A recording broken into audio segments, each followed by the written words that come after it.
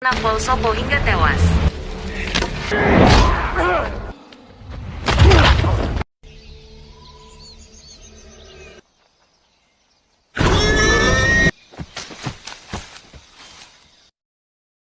Berawal ketika Jaguar bersama kelompoknya sedang berburu babi hutan, semuanya sangat senang riang gembira.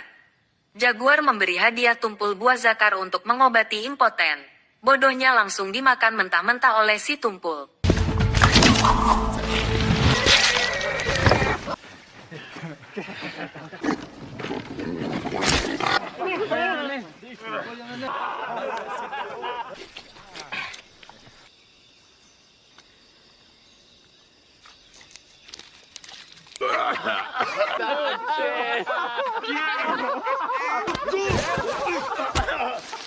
Ayah Jaguar menasehati Tumpul supaya tidak mudah terpancing emosi. Dia pun memberi solusi, supaya si Tumpul punya keturunan dengan memberinya daun cincau hutan.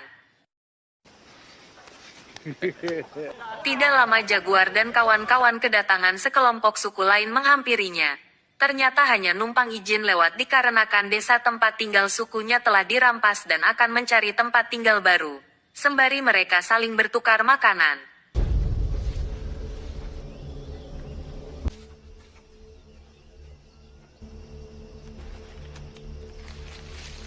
Kananta baiskin man kish. Manen.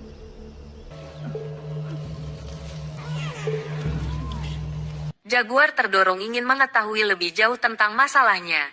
Sayang sang ayah menahan Jaguar agar tidak ikut campur urusan mereka. Di perjalanan pulang sang ayah memperingatkan kelompoknya untuk tidak membicarakan apa yang telah terjadi di hutan kepada semua orang warganya. Secara empat mata ayahnya menasehati Jaguar bahwa ketakutan adalah sebuah penyakit, jangan pernah membawa rasa itu masuk ke hatinya.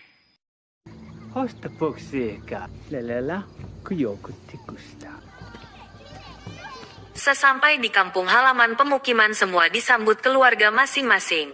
Jaguar menemui istri dan anak sulungnya yang dinamai si kura-kura yang sedang bermain. Mereka sangat bahagia menanti kehadiran keluarga baru yang masih berada dalam kandungan. Tapi tidak dengan si Tumpul. Dia malah diomelin mertuanya perkara tidak bisa ngasih keturunan. Langsung diperintahkan masuk gubuk bercocok tanam dengan istrinya supaya cepat-cepat mendapatkan keturunan. Nasib malang si Tumpul, teriak-teriak kemaluannya kepanasan. Karena sudah mengoleskan racikan yang diberi ayah Jaguar. Ternyata si ayah pun sama isengnya berniat mengerjai si Tumpul.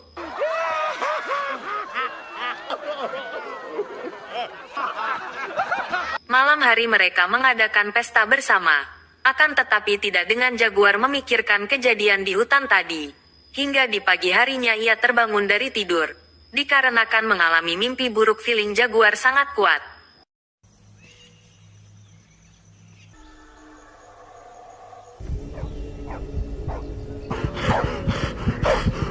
Pasaka.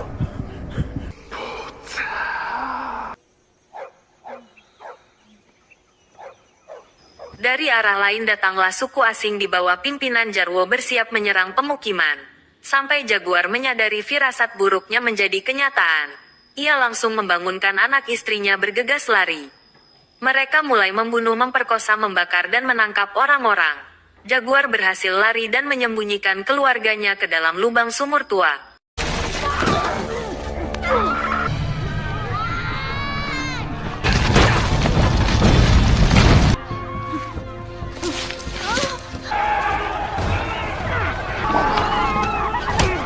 Ketahuan musuh, si Jaguar menghalau dengan sekuat tenaga. Setelah itu Jaguar terpaksa harus meninggalkan anak istrinya demi menolong teman-temannya. Ia berjanji akan segera kembali dan mengikat tali di balik batu supaya memudahkan istrinya keluar dari sana nantinya.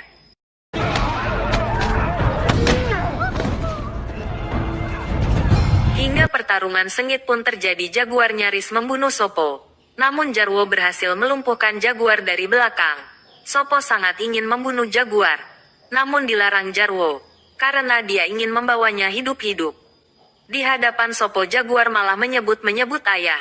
Sopo pun mendapatkan ide membalaskan dendam dengan cara yang lebih ekstrim, menggorok leher ayahnya di hadapan kedua mata Jaguar.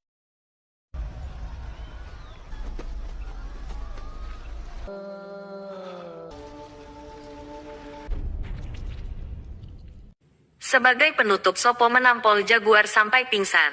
Setelah sadar ia sudah dalam kondisi terikat dikumpulkan bersama dengan lain.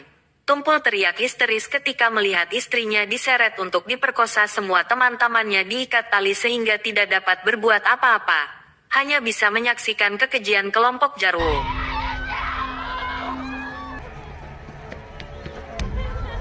Lagi-lagi Jaguar melakukan tindakan sembrono, ia malah terus memandangi arah sumur. Hingga salah satu dari mereka curiga segera memeriksanya. Untungnya istri dan anaknya langsung sembunyi. Akan tetapi tali yang sudah Jaguar ikat di balik batu diputuskan membuat keduanya kini benar-benar terjebak di dalam sumur. Semua tawanan mulai diarak meninggalkan pemukiman. Ketakutan Jaguar semakin besar ketika mulai melangkah menjauh dari anak dan istrinya. Semua anak-anak dibiarkan begitu saja, mereka kebingungan. Menyaksikan orang tuanya diseret paksa. Sambil menangis berusaha mengikuti dari belakang. Ma. Di tengah perjalanan Jaguar bertemu kembali dengan laki-laki yang tempo hari berada di hutan. Ternyata dia pun berhasil tertangkap komplotan Jarwo. Tawanan terus diarak menjauhi desa. Sakau terluka parah terkapar ke bawah. Si Sopo memaksanya terus berjalan sambil memukul Jaguar yang berada di depan Sakau.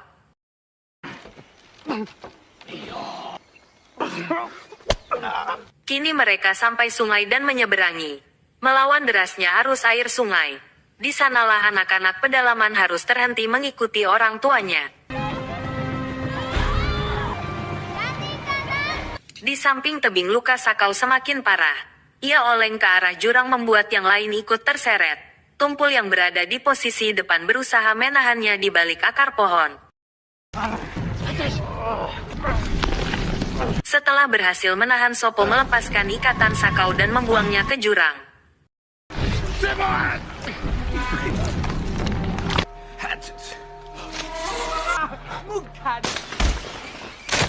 Keputusan Sopo itu mendapat pertentangan dengan Jarwo. Jarwo pun mengeluarkan belatik mengintimidasi Sopo, yang suka mengambil keputusan sendiri, yang belum tentu bisa mendapatkan gantinya. Akhirnya Sopo pun ciut nyalinya.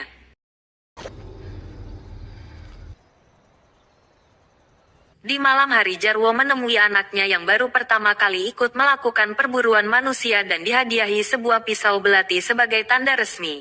Kelak ia akan mengantikan ayahnya memimpin perburuan.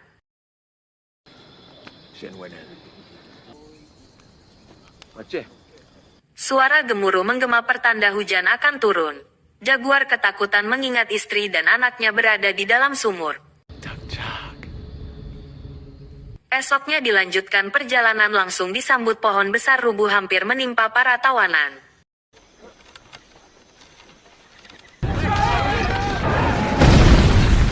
Lalu ada seorang gadis kecil yang terjangkit penyakit mendekati rombongan.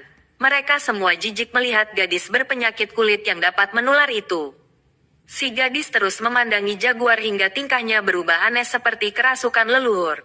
Dan berkata pada komplotan Jarwo, bahwa kekejian mereka akan segera binasa oleh seseorang yang kini sedang berada di antara mereka.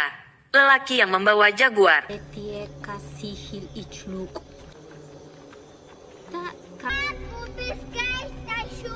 Memasuki di peradaban suku Maya, para tawanan semakin takut melihat hal-hal mengerikan terjadi. Di saat melewati kawasan kerja paksa yang dimana orang-orang diperas tenaganya dalam kondisi kelaparan.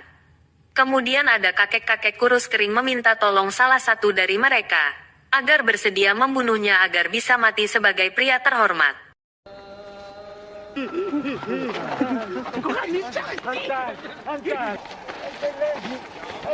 Semua tawanan laki-laki dibaluri cat biru untuk persiapan acara persembahan Dewa Matahari. Sedangkan kelompok perempuan diperjualbelikan dengan cara dilelang. Hanya mertua Tumpul yang tidak laku dijual. Ia dibebaskan begitu saja, sambil kebingungan mengikuti tawanan yang lain.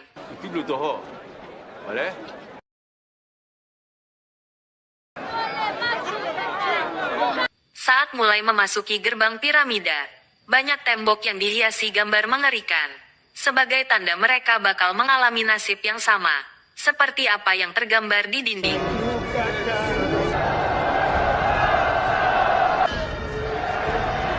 Semua warga suku Maya hingar-bingar menyambut kedatangan tawanan, yang segera akan dijadikan persembahan pengorbanan bagi dewanya, agar diturunkannya hujan yang sudah lama dinanti-nantikan, makanan melimpah, rakyat makmur, dan lain-lain.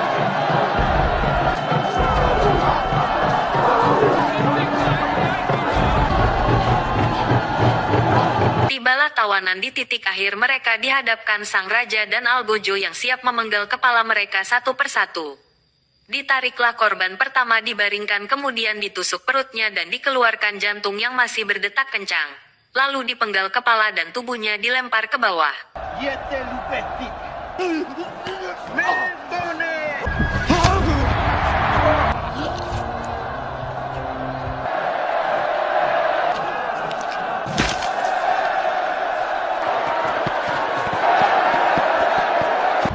Kini giliran Jaguar pun tiba, ia hanya bisa pasrah menghadapi akhir hidupnya. Nampaknya takdir berkata lain. Tiba-tiba matahari tertutup bulan. Secara kebetulan hari itu sedang terjadi gerhana matahari. Sang raja dan penasehatnya meyakini bahwa dewa mereka sudah kenyang dengan darah. Semua warga bergemuruh, awan gelap kembali terang, pertanda ritual pengorbanan harus segera diakhiri.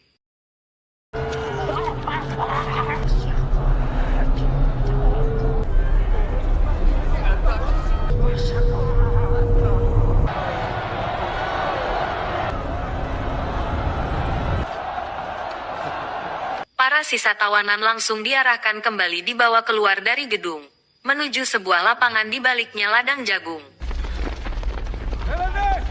Mereka disuruh berlari menuju ladang jagung, namun harus melewati komplotan Jarwo yang memburu siap menghabisi tawanan. Di ujung ada anak Jarwo yang dibekali belatik siap jadi eksekutor. Tumpul kena sasaran tombak. Dilanjutkan Jaguar dengan laki-laki berlari silang agar menyulitkan mereka membidiknya. Ternyata keduanya tetap saja kena sasaran.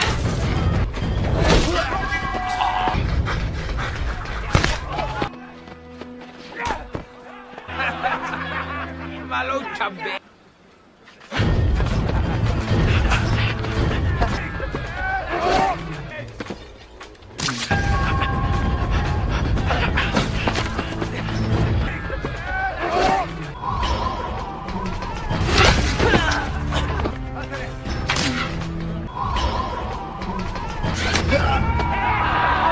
Di saat anaknya Jarwo mau menghabisi Jaguar, Tumpul menolong dengan sekuat tenaga.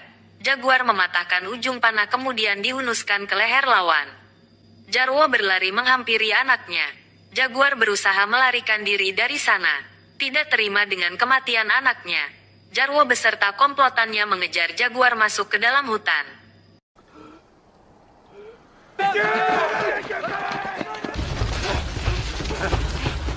Di tengah pelarian, Jaguar terjatuh di antara tumpukan bangkai manusia tanpa kepala. Sejenak ia harus berpijak di atas daging hingga berhasil masuk ke dalam hutan.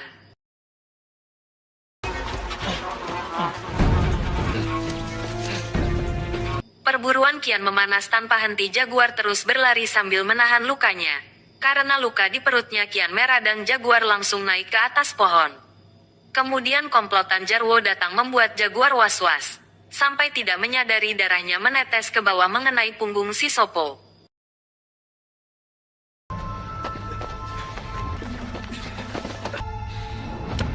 Setelah berlalu, Jaguar dikejutkan berdiri dengan seekor macan kumbang berdiri dekat di hadapannya. Komplotan Jarwo menyadari darah yang menempel di punggung Sopo.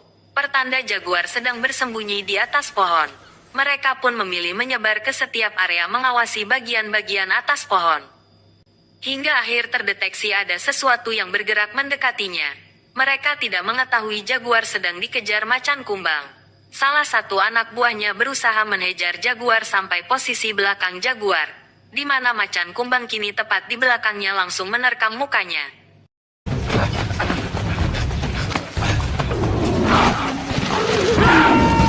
Setelah kejadian itu, salah satu anak buah Jarwo teringat kembali atas ramalan si gadis kecil tempo hari, bahwa mereka akan mendapatkan malapetaka dan meyakini untuk tidak mengejar Jaguar. Namun Jarwo tidak mau menghentikan perburuannya demi membalaskan dendam atas kematian putranya. Jalkap untuk balak. Bishin bukinti. Tengah jalan salah satu anak buah Jarwo menemukan jejak jaguar. Namun ia malah apes dipatuk ular berbisa hingga semua memilih meninggalkannya. Karena sudah pasti mati terkena racun ular.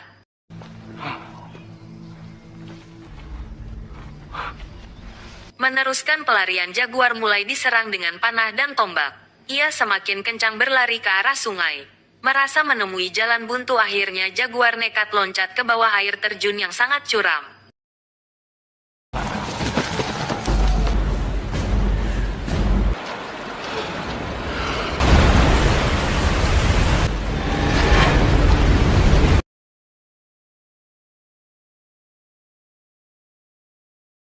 Jarwo berpikir jaguar akan mati namun perkiraannya salah.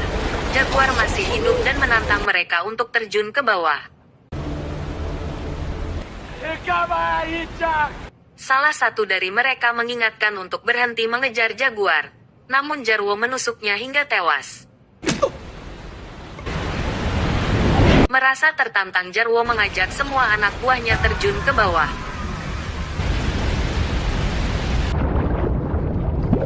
Di luar perkiraan jaguar yang tadinya sudah lega harus kembali melarikan diri masuk ke dalam hutan. Ia malah terjebak terperangkap lumpur hisap. Dengan semangat ingin hidup akhirnya ia terselamatkan. Kini jiwanya mulai ditumbuhi rasa keberanian. Hutan lebat tempat ia tumbuh akan menjadi kekuatan tersendiri melawan komplotan Jarwo. Ia datang sambil membawa sarang tawon dan melemparkannya ke arah lawan.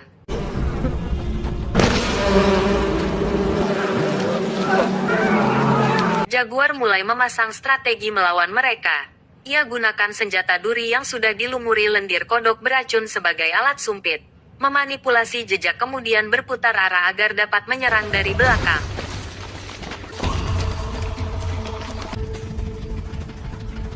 Kini jaguar siap menembakkan duri racun ke arah target, hingga dapat mengenai salah satu dari mereka.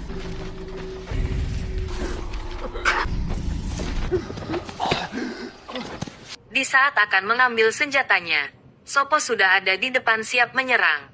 Jaguar hanya perlu meluncur dan menampol Sopo hingga tewas.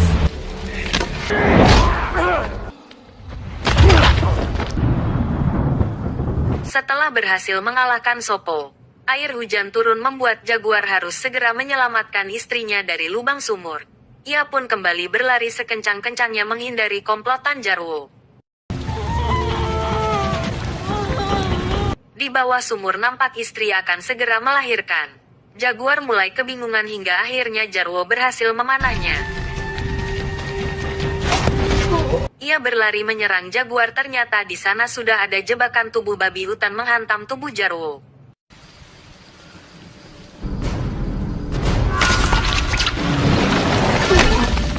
Air hujan mulai memenuhi sumur, sang istri mencari tempat yang tinggi. Di sanalah ia dapat melanjutkan lagi berusaha mengeluarkan bayi yang ada dalam kandungan. Sampai akhirnya si bayi terlahir dengan selamat. Jaguar masih harus terus berlari dikejar sisa komplotan Jarwo hingga tibalah di pinggir pantai. Seketika sebuah perhatian teralihkan tertuju pada sekelompok pelayar yang akan menepi. Jaguar jadikan kesempatan itu melarikan diri kembali untuk menolong anak istrinya.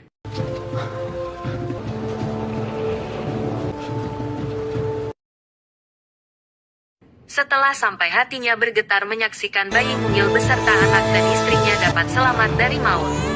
Jaguar memilih memboyong semuanya kembali ke hutan, mencari kehidupan baru, dan cerita pun berakhir.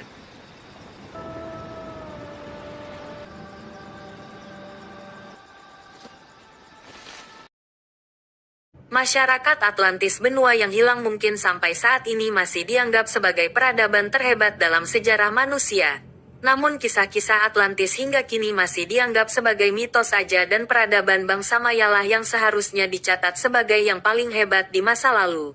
Sayangnya peradaban Maya dilaporkan lenyap secara tiba-tiba.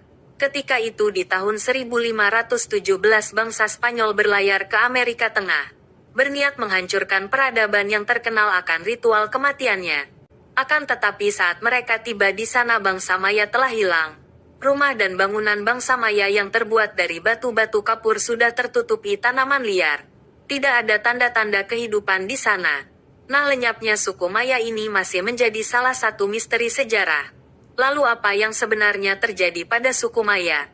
Suku Maya mencapai masa keemasannya sekitar tahun 900 Masehi, tetapi setelah itu satu persatu kota besar bangsa Maya secara misterius ditinggalkan. Padahal awalnya satu kota besar bisa dihuni sampai 2 juta orang. Ada teori ilmuwan yang memperkirakan bila suku Maya secara berlebihan mengeksploitasi kawasan sekitar tempat tinggal mereka.